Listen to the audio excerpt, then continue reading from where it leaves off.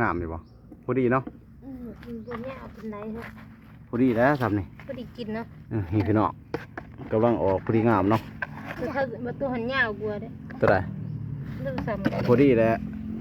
เหงาลายมันก็บ่แสบนี่พี่น้องเนาะ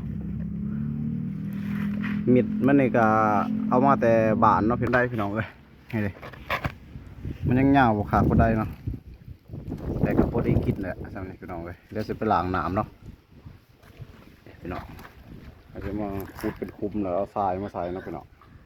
ใส่ทรายก่อสร้างเนาะมาทมพี่น้อง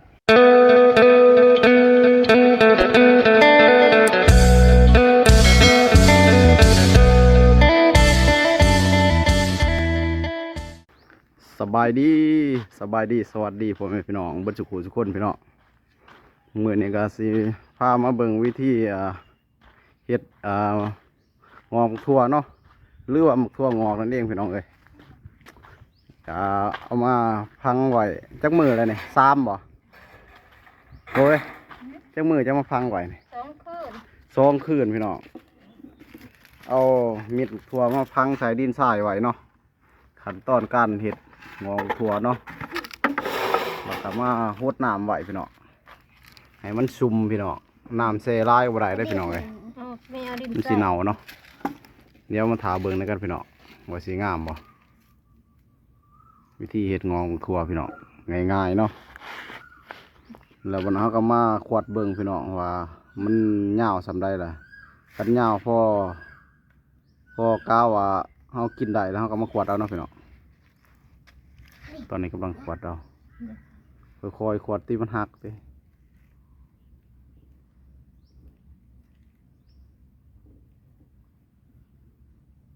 เขาจะก็ทมนาลายเอาบ่วงมาตากเอานั่นเนาะโอ้ลายตัวโจห้วยเลยบ่เฮ้ยนี่พี่น้องเอาขึ้นมาแล้วออกงามอยู่บ่พอดีเนาะตัวเนี้ยเอาเป็นไรครับพอดีแล้วทำนี่พอดีกินเนาะนี่พี่น้องกำลังออกพอดีงามเนาะถ้ามาตัวหันยาวกลัวเด้ตัวใดพอดีแล้วเหงาลายมันก็บ่แสบนี่พี่น้องเนาะมิดมันนี่ก็เอามาแต่บ้านเนาะพี่น้องวางกราบบ้านนองยานี่พี่น้องกราบลาวเนาะเอามาแต่ลาวนี่มันจะออกเขียวๆมิดมันพี่น้องนี่เนาะพังบ่เบิดหยังอยู่เนาะพังไหว2 คืนแต่ว่าก็ยังบ่มันตัวเหงาตัวบ่เนาะนี่ตัวนี้ก็ยังบ่เหงานะพอดีนะกัน3 คืนนี่เหงาคักกว่านี้อยู่แล้วก็เอามาเก็บใส่กระสอบพี่น้องแล้วก็จะเอาไปล้างน้ำเนาะล้างมาใส่ออกเดี๋ยวจะมาใส่ลงไม้นะแต่มันยากบุคักนะอีช่างใส่ลงไม้มันสิบ่เน่าวะพอเขาขวดขึ้นมาเลยเอาเลยแล้วนะพอมันก็เถื่อนในขวดแล้วอันนี้ในมองเกือบจ้ะขวดขึ้นมาขวดขึ้นมามันเบิด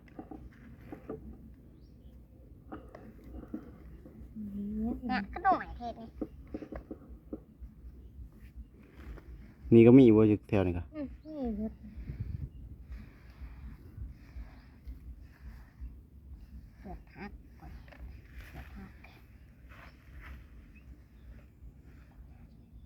นี่มันก็เหงาอยู่ตัวอันนี้พี่น้องตัวเนี้ยตัวเก็บหนูนี่ดิจอใส่น้ำมันสุ่มมาเสมอกันบ่จากนี่กันสับนี่พอดีแล้วตัวนี้พอดีกินเก็บเอาหนูนี่พี่น้องถั่วอยู่ตลาดเขาเห็ดเหงาสำนีบ่ได้เขาเอาเหงากว่านี้วะเหงากว่านี้ได้เนาะหัวเนาะอยู่ตลาดนะใหญ่ตัวใหญ่เป็นถั่วหน่อยเนาะถั่วหน่อยไม่แสบกว่าถั่วใหญ่เนาะ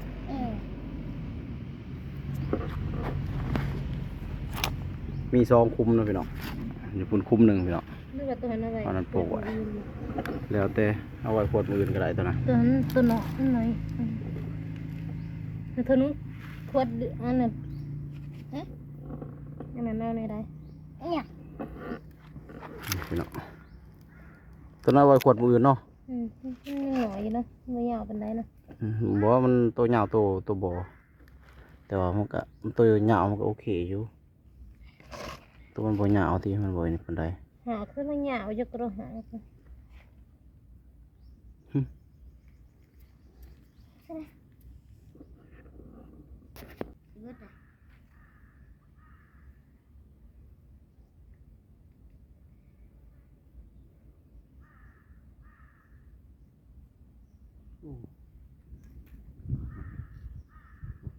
เนี่ยล้มคืนเลยนี่ ได้แน่นี่แน่ที่ทวดตัวนี่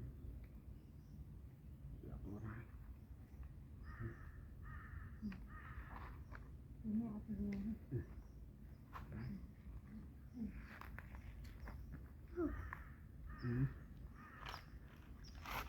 ผู้ดีเต็ม คือกลัวจะเอาดินทรายทมเหลือโผล่ไปแล้วมีขวดเนี่ยฮะ ยังท่วมเต็มคืน บอก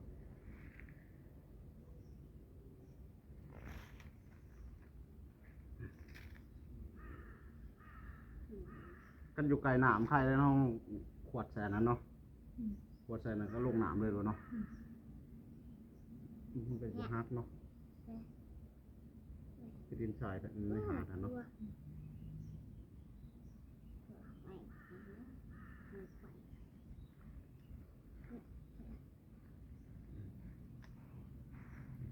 สวย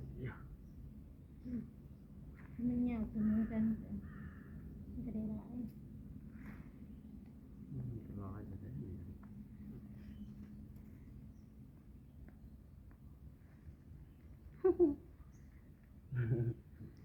หักเบิดนูเลย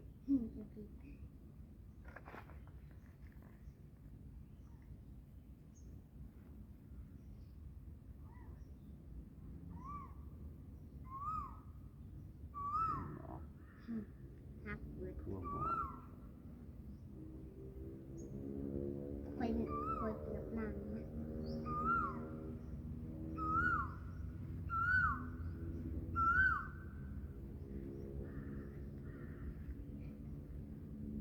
ทั่วนี่เอาเห็ดข้าวต้มก็ได้เลยใจข้าวต้มเห็นเมย์ก็เห็นเดี๋ยวจะเอาไปให้เราตอน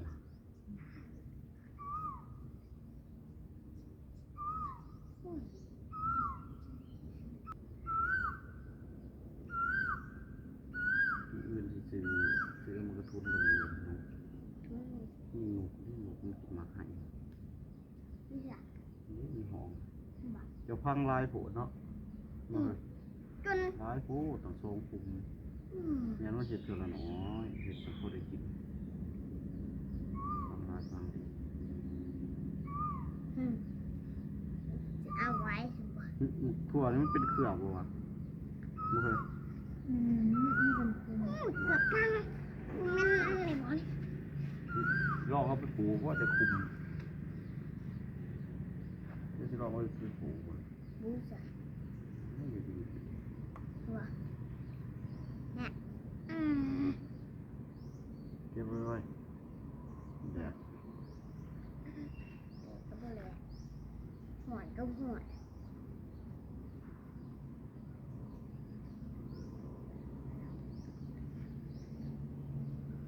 พอสิเดียวเนี่ย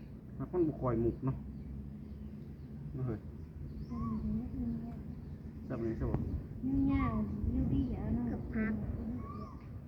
ปกติที่เราหมุกก็ได้เห็นเห็นขายเห็นยังไงก็เห็นครับ พูดมึง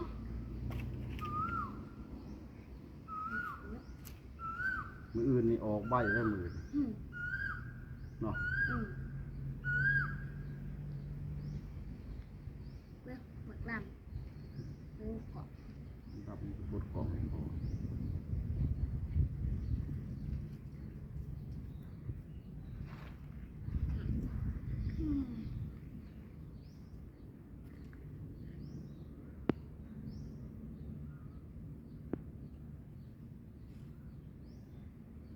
ดีเต็มถาด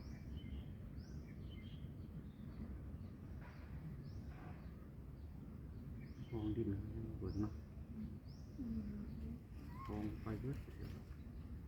ยังบ่ได้กอง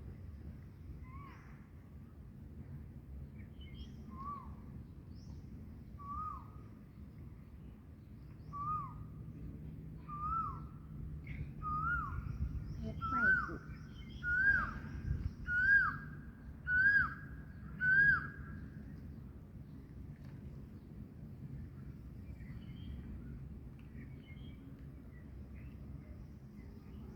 เดือนหกนี่มา อืม สิได้มาว่าอยากจะว่าเดือนอยู่ เราหน้ากะ สิได้อีบ่อยโฟมหนูนี่ บ่ได้ โมกิเบิ่งในคลิปอะกิเราเบิ่งนะนี่ครับบอกว่านี่ก็เบิ่งคลิปไปเด้ออยากถ่าย เอาไว้ในขั้นที่ในที่ทิ้งมา นี่ครับหนูอยากได้ไอโฟนครับ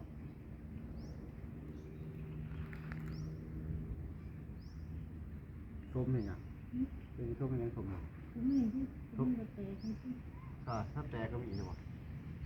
นี่ก็เป็นสาวผมยังไงก็เป็นหน้าเอง เนี่ย แบบนี้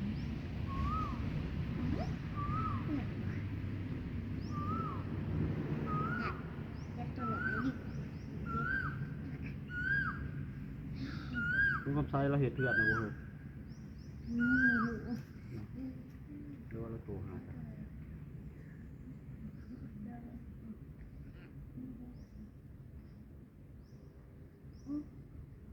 นี่เก็บ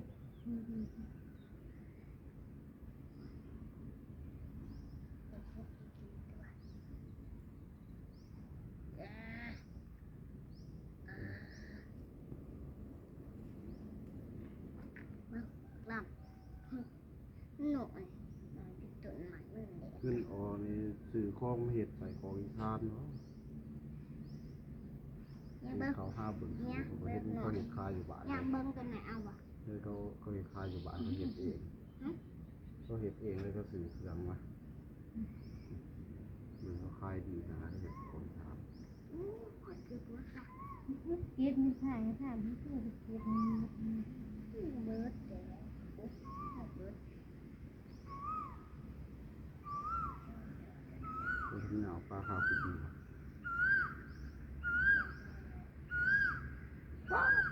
เนี่ย ลาบมาหอดสิวะดึกเถอะพังต้องพังเลี่ยนมีดเท่านี้จริงอ่ะเลี่ยนเป็นมีดพอดีนี่บ่ไรซื้อไว้ด้วยบานาเลย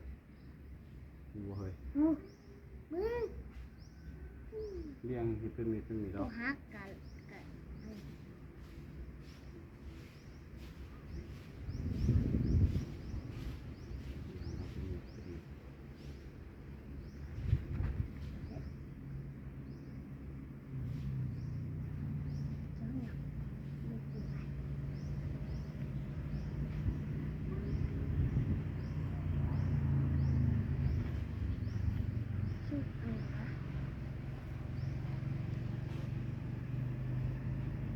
ก็เสียง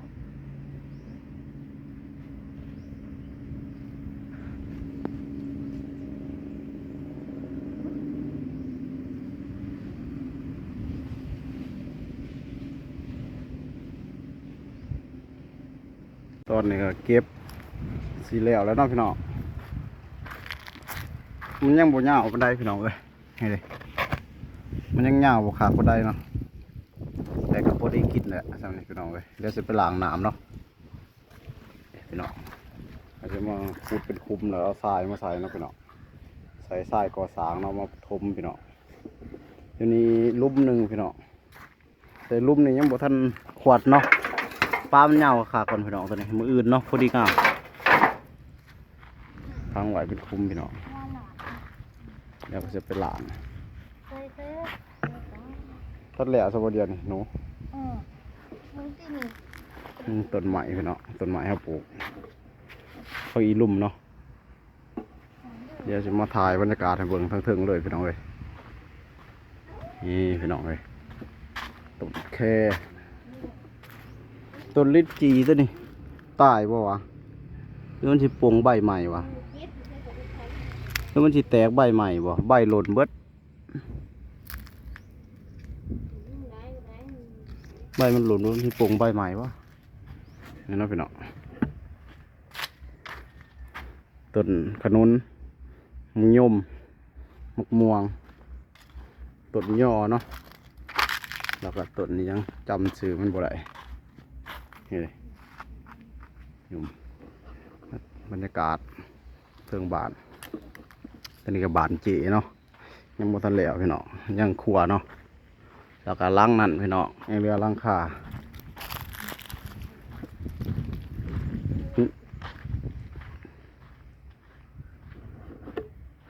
พี่น้องข้างบนเนาะ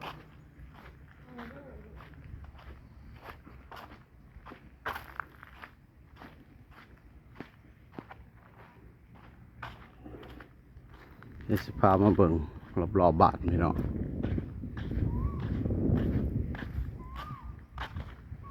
ต้นดอกไม้มาปลูกใช่ไหมพี่น้องนี่ก็ต้นดอกไม้เนาะมีแต่ต้นดอกไม้ออกนี่ก็ต้นดอกไม้ต้นดอกไม้ต้นแค่นี่ก็แค่แล้วก็ย่อมเนาะมะม่วงแล้วกระท่อนทางกระท่อนมะกรูดมะนาวเนาะนี่มาสมพี่น้องแดดร้ายพี่น้องเลยแดดคักแดดเนี่ยนี่ก็บรรยากาศข้างบนว้าบรรยากาศดูสวนพี่น้องนี่ก็ผักหอมเนาะพี่น้องหอมบัวมันออกดอกเบิดพี่น้องเลยนี่หอมบัวออกดอกเบิดบดกับผักสลัด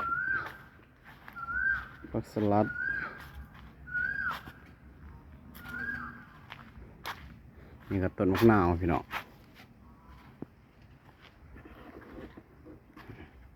ผักอีลุ่มนี่ก็ไงไหวค่ะผักอีลุ่มนี่พี่น้องต้นบ้าไงมันเนาะนี่ก็มะฮุ่งปลูกไม้เมื่อวานในต้นนี้ต้นมะฮุ่งเดี๋ยวมื้อแรงจะเอาปุ๋ยมาใส่เนาะพี่น้องประมาณนี้พี่น้องเนาะบ้านข้างบนพี่น้องเลยบรรยากาศโอเคเนาะพี่น้องเขาจะได้จบคลิปไว้เพียงสำนี้ก่อนเด้อพี่น้องจะได้กับฝากกดไลค์กดแชร์กดติดตามพี่น้องเลยที่สำคัญค่ะฝากเบิ่งโฆษณาให้เด้อพี่น้องคลิปหน้าพอกันใหม่พี่น้องเลยคลิปนี้เขาก็จะจบไปเพียงสำนี้ก่อนพี่น้องพามาชมสวนมาเบิ่งวิธีเอางอกทัวเนาะพี่น้องโอเคพี่น้อง